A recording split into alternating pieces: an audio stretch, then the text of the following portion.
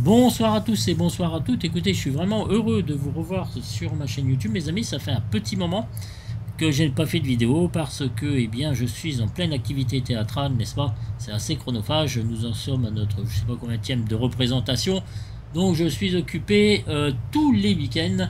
C'est pourquoi je vous présente ce B737-800 Max qui a été développé par eFly, qui est disponible donc sur leur site. J'ai un petit peu assisté avec cette vidéo parce que nous sommes en plein vol. Donc déjà, si je suis arrivé jusqu'ici, bien évidemment, c'est que tout fonctionne assez bien, la procédure et tout ce qui s'ensuit pour mettre en marche l'avion. Voilà. La prochaine vidéo, donc, ça sera un tuto complet dès que j'aurai un petit peu le temps. Et nous pouvons observer grâce à mon traquier, après je vais l'arrêter, la qualité graphique donc de cet avion. Après on va avoir un petit peu plus de liberté quand j'aurai cessé mon track, hein, voilà, je voulais vous montrer ça quand même. Et on peut constater que graphiquement c'est très joli. Pour l'instant on parle du graphisme, là on voit que les développeurs ont mis le paquet, parce que je vous assure c'est très net et c'est très efficace. Toute cette netteté, ça vous permet de réagir en cas de problème. Donc c'est franchement sympa, quoi, sans obliger de zoomer comme un taré afin d'effectuer vos de vérifier pardon vos différents paramètres. Alors cet avion est livré avec leur plateforme, d'accord. Donc pour que ce Boeing fonctionne, il faut que la plateforme soit active. Si elle n'est pas active, eh bien vous n'aurez pas de la tablette et tout sera verrouillé dans l'avion. Voilà, donc c'est important de le préciser. Allez, je vais arrêter mon traquis. Voilà, donc il est livré avec pas mal de livrets, donc sur leur site, livré avec pas mal de livrets, c'est original. Voilà, et vous pouvez aussi avoir des livrets extérieurs sur le flightsim.to et c'est complètement gratuit. Donc moi je me suis téléchargé la livrée comment dire Ryanair, parce que j'adore Ryanair. Voilà, alors je sais pas si je peux ouvrir ici. Voilà mes amis, allez, on va faire un petit tour donc à l'intérieur de cette livrée, enfin, de ce Boeing. Bien évidemment, quand je dis à l'intérieur de cette livrée, c'est parce que en fait chaque livrée Ryanair, vous voyez, vous avez une configuration qui est disponible, donc elle peut être différente, mais c'est vraiment bien fait, voyez-vous. Ça fait comme dans le réel, donc c'est quand même vachement sympa, voyez-vous. Alors ce qu'on va faire, c'est que je vais me retourner, comme ça on va pouvoir vérifier. Voilà, c'est assez sympa, c'est vraiment en mode réaliste, hein, c'est franchement très cool. Ah, ok, on va faire notre petite vue. Alors, une petite vue de l'aile, comme d'habitude, vous voyez, avec les effets ici. Alors, cet avion aussi, il est en collaboration avec Parallèle 42, qui vous fournit les effets disponibles. Donc, ça, j'ai pas essayé encore pour l'instant. Alors, je me suis fait une autre vue ici, voyez-vous. Donc, c'est vraiment très sympa. On va se faire une petite vue de l'extérieur.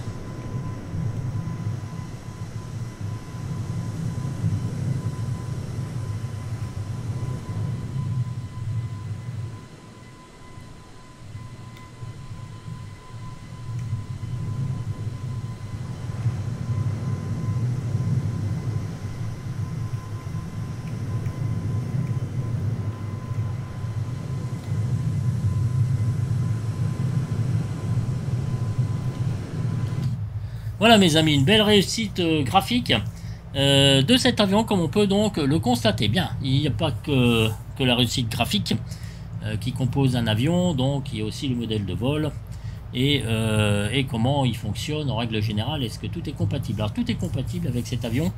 Il faut beaucoup agir avec la molette de la souris pour pouvoir actionner les différents boutons poussoirs donc de l'avion. Ça marche aussi avec des clics, mais je vous conseille très largement. Là on va faire un essai, voyez-vous. Là je clique avec ma souris et là j'utilise la souris, la roulette de la molette de la souris. C'est quand même beaucoup plus pratique à faire, c'est un petit conseil donc que je vous donne. Voilà, c'était une petite indication. Donc tout est fonctionnel, voyez-vous. Alors aussi il y a aussi les vues que eux ont fait, donc c'est CTRL 1, CTRL 2, je n'ai absolument rien touché, CTRL 3 pour la tablette, CTRL 4 pour la vue du FMC, CTRL 5 pour l'overhead, CTRL 6 pour la partie donc supérieure. CTRL 7 donc pour le pédestal, CTRL 8 pour tout en bas, voilà, comme ça vous avez, et CTRL 9 donc une vue rapprochée. Alors cet avion, quand vous l'utilisez dès le départ, il a des vues un peu trop rapprochées, un peu trop zoomées, vous voyez un petit peu que dalle, et ça peut être très gênant. À vous de régler hein, vos différentes vues comme j'ai fait moi, donc vous voyez, ça c'est ma config à moi. Alors voilà, il se peut que ça se ferme, mais en un clic vous ouvrez donc et là aussi regardez, tac, vous cliquez ici et vous avez la vue que vous désirez. J'ai fait une vue 4 aussi un peu surélevée, j'ai fait aussi ma vue 5, la 6 côté copie, la 7 pour la tablette, la 8 j'ai rien fait, et la 9 je me suis mis un petit peu le nez au-dessus du, enfin la vue au-dessus du nez, juste pour, moi j'adore cette vue, je trouve ça assez tranquille. Voilà mes amis, alors vous avez la tablette qui est juste ici. Alors c'est vrai que cette tablette a fait un petit peu vieillot, mais bon, elle est quand même assez fonctionnelle. Là, vous avez donc Airport Map, voilà. Vous avez les performances ici, donc vous avez le Weight and Balance, d'accord. Donc c'est là où vous chargez votre avion. Vous avez les passagers, j'en ai 139, le cargo. Vous avez votre fuel ici, donc qui a été pris en compte. Vous avez donc ici tout ce qui est centre de gravité. Ici vous avez vos différentes masses de taxi, de take-off, de landing et de zéro fuel weight. Vous avez différents onglets ici sur complete, cancel, set payload, set fuel. On verra tout ça. Et vous avez clear donc pour tout annuler. Sur le côté gauche, vous voyez, il vous montre show KIBD. En fait, ça c'est, ils ont mis un plan de vol directement donc dans l'avion aux États-Unis, bien évidemment. Read MFS Data, on verra ça ensemble. Voilà, donc c'est pour faire que vous fassiez connaissance donc avec la dite tablette. Ici, quand vous appuyez sur Complete, vous avez donc les performances de l'avion. Alors, soit vous utilisez SimBrief, moi ce qui me gêne un petit peu, c'est entre SimBrief et leur tablette, il y a une différence. Voilà, bon, écoutez, hein, c'est comme ça. Ici, vous avez donc le calcul. Quand vous rentrez donc vos différentes données sur la dite tablette, il vous calcule V1, VR donc et V2. La sélection de la température, ça marche bien. Les différentes poils, la runway, le flaps, il vous donne le take-off sur lequel il faut commencer, pas pour décoller, voilà. Bon, ça vous apporte plein de choses, mais c'est pas mal aussi sur comment dire, oh, j'arrive plus à trouver mes mots. SimBrief, dites donc, je vais y arriver. Alors, performance, on a vu, mais on verra ça vraiment en détail. C'est moi qui insiste avec ça. D'accord. Donc ici, vous avez vos cartes qui sont disponibles. Donc, bien évidemment, il faut SimBrief et un compte Navigraph. Et vous voyez ici, vous voyez 1 sur 2. Donc, on peut cliquer sur le côté pour avoir accès aux différents menus. Alors, 1 sur 2, peut-être ça marche pas. Alors ici, vous avez vos zooms, le dézoom. Voilà, pour la déplacer à gauche, à droite. Tac, vous pouvez la déplacer aussi avec la molette. Donc, de la souris. Alors, je vois pourquoi il me met 2 pages. J'en sais rien. Alors, évidemment que cet avion, mes amis, il y a des avantages comme il y a aussi des inconvénients. Je vous en parlerai aussi parce que tout n'est pas forcément parfait. Voilà. Vous avez ici show menu, vous avez la rotation, voilà, night mode. Voilà, c'était au départ de Lyon, ça évidemment, là maintenant j'en ai plus besoin. Chart clip, voilà. Là vous arrivez pardon, sur un menu qui peut servir donc à charger les cartes. Donc vous allez sur LEBL, donc ça c'est la destination, donc c'est Barcelone. Edit clip, voilà, et là c'est là que je vais vous montrer, vous pouvez changer donc vous pouvez avancer dans les pages. Alors ici vous avez plusieurs signes et là on va prendre le signe donc de l'approche qui est juste ici. Donc vous avez les contrôles de l'aéroport, les départs, les arrivées, les informations. Donc voilà. Et moi j'avais choisi, je sais même plus quoi, ouais, AirNav. Non, j'ai pas choisi AirNav. J'ai choisi la 24R. Alors vous faites Next Page. Voilà, ILS 24RZ. Donc une fois que vous avez cliqué dessus, vous faites Complete. Et là vous la retrouvez ici. Et là vous allez voir, votre carte donc est chargée. Donc vous zoomez, vous dézoomez. Voilà. Alors show menu, bien évidemment, des modes. Voilà. Et là vous avez donc toutes vos informations nécessaires pour arriver donc sur sur Barcelone. Voilà. On va revenir ici, on va revenir donc en arrière. Vous voyez ici, c'est pour revenir en arrière. Donc c'est là où vous chargez vos différentes cartes. Quand vous êtes connecté à SimBrief, vous faites Use Airport for FMS, pardon, et vous aurez donc vos dites cartes, voilà, complètes.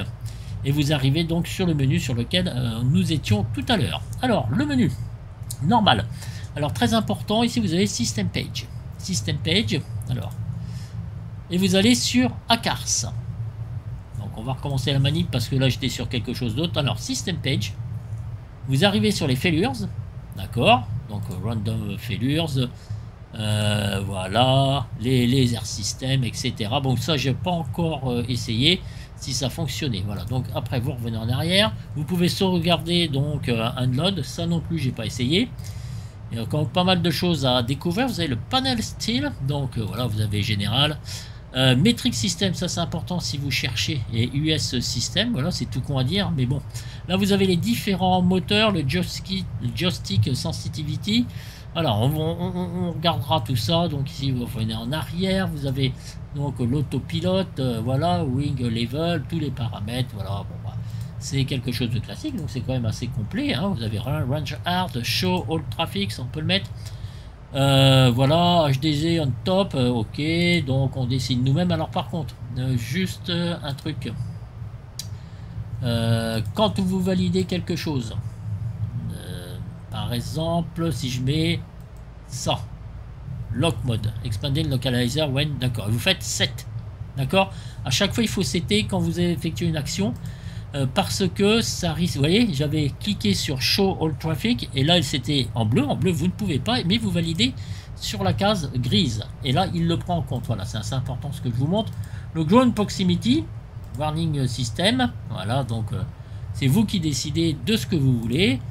Runway, là, système race, donc ok, d'accord, donc là ici c'est pareil que le Metric System, d'accord, ok, donc ça c'est bon.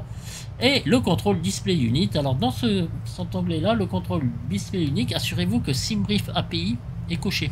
Voilà. Ok. Voilà. Ici vous avez donc le système vidéo. C'est sympa. Je retourne sur System Page. Je voulais vous montrer quelque chose. Alors ici vous avez les autres systèmes. Bon, bah. Parking brake, rest, heuristic mode, heuristic alignment. Vous voyez. Il y a plein d'onglets. Miscellaneous, donc là c'est pareil, bah, écoutez, vous réglez ce que vous voulez, les différentes couleurs, bon bah voilà, c'est sympa. Alors on va retourner ici, système ACARS, qu'est-ce que je voulais vous montrer, un truc assez important, voilà. Pardon, c'est votre connexion SimBrief, d'accord. Si vous faites pas ça, bah bisous, on ne fera pas mes amis, vous rentrez votre plan de vol à la main, tout ça, bon bah c'est assez classique hein, dans l'ensemble, mais pensez-y, ça peut être important. Donc le panel style, on a vu le pushback, ils ont un pushback à eux, ça c'est pareil, on verra. Bon, je trouve pas ça super bien, c'est pas tellement attractif, on va dire, mais ça fonctionne, ça mérite d'exister. Le ground support, alors là vous voyez tout est grisé en bleu, parce qu'évidemment j'ai décollé, donc évidemment on peut rien faire. Donc vous voyez, vous avez si vous connectez le GPU, le pneumatique, l'air conditionné, le fueling, ça fait quelque chose d'assez sympa si vous faites tout ça. Ici le potable weather, le forward air stairs, la FT air stairs, bon bah j'en passe et des meilleurs, voyez-vous. Si vous voulez tout connecter donc sur le tarmac, voilà. Dans l'APU, vous pouvez aussi les covers, donc vous pouvez tout protéger bien évidemment. Voilà, donc c'est assez cool. Je répète, ici ACARS 7, votre numéro ID, et pour y accéder vous allez ici sur site menu. Ok, donc vous avez ça au départ, Airport Map, Performance and Payload, Terminal Charts, Identification Page, System Page, Sim Menu, ACARS. Voilà, et ça à faire impérativement.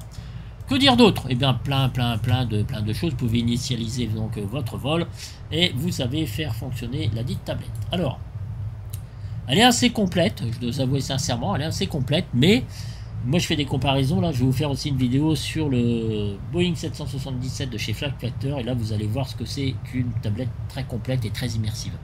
Ça n'a rien à voir, enfin ça n'a rien à voir. Il y a des similitudes si vous voulez, mais c'est beaucoup plus immersif. Voilà. Vous êtes en contact avec le sol, l'équipe au sol et tout. Franchement, c'est vraiment super bien. Quant à l'avion, je suis pas allé jusqu'au bout.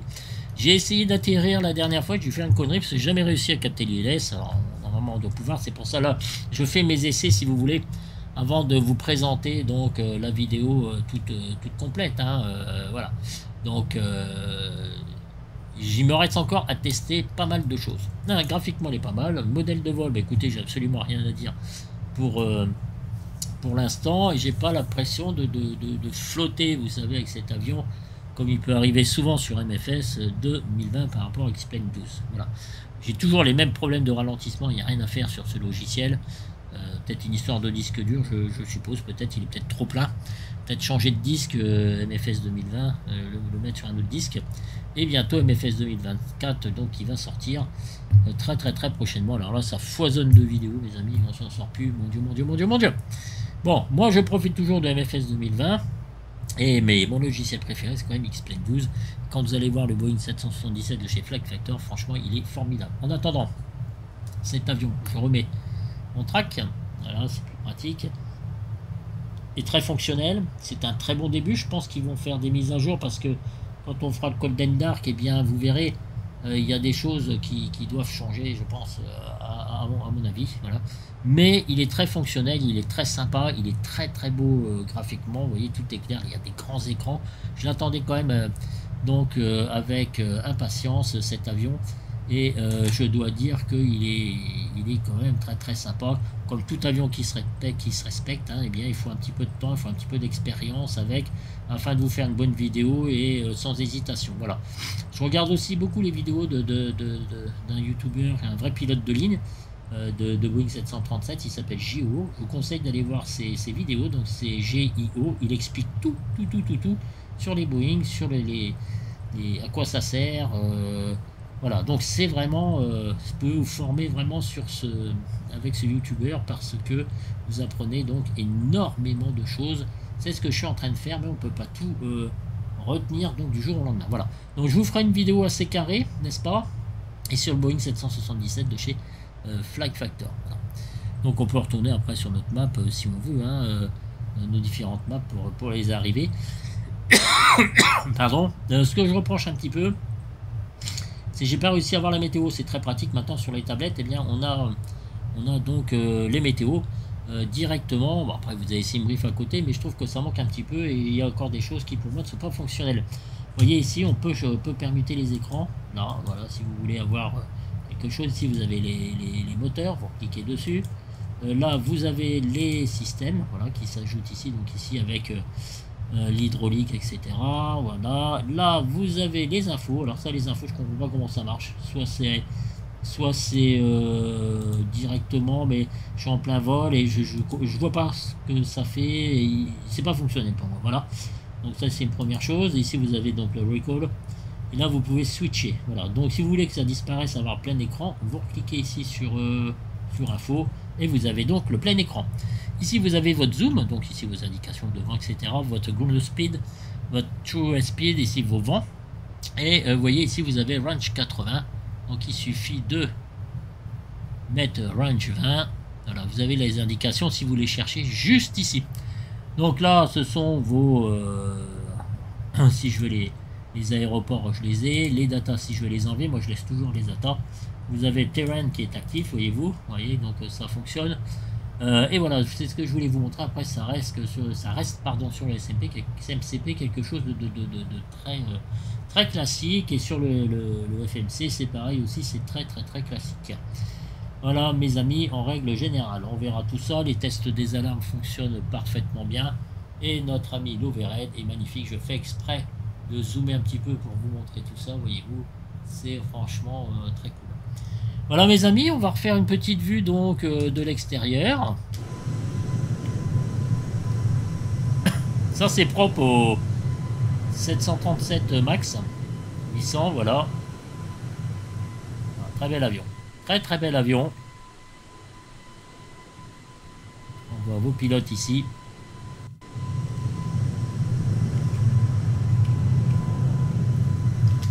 Voilà, je tenais à faire une petite parenthèse avec vous à ce niveau-là. J'ai présenté l'avion en plein vol, il y a pas mal de choses à dire quand on est au sol. Pour le démarrer, dans l'ordre, vous avez ici les checklists qui sont disponibles, si ça veut bien apparaître. Voilà, pre-menu, pre-flight, etc. Bon, ça tout le monde connaît.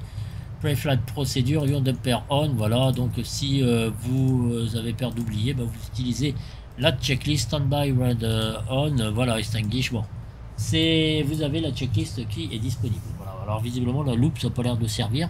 Peut-être quand je suis au sol ça servira. Alors mon point noir c'est évidemment le pushback, c'est pas terrible je trouve. Et puis manque pour moi des informations. Peut-être qu'ils vont faire des mises à jour comme la météo, c'est rien hein, si vous voulez, ça vous empêche pas de voler, mais maintenant on a l'habitude d'avoir ça sur des avions quand même d'un certain prix. Voilà, il y a encore d'autres choses à voir, vous allez voir au fur et à mesure qu'on va faire le Conan Dark, mais en règle générale c'est un très très bel avion que je vous conseille très très très fortement mes amis.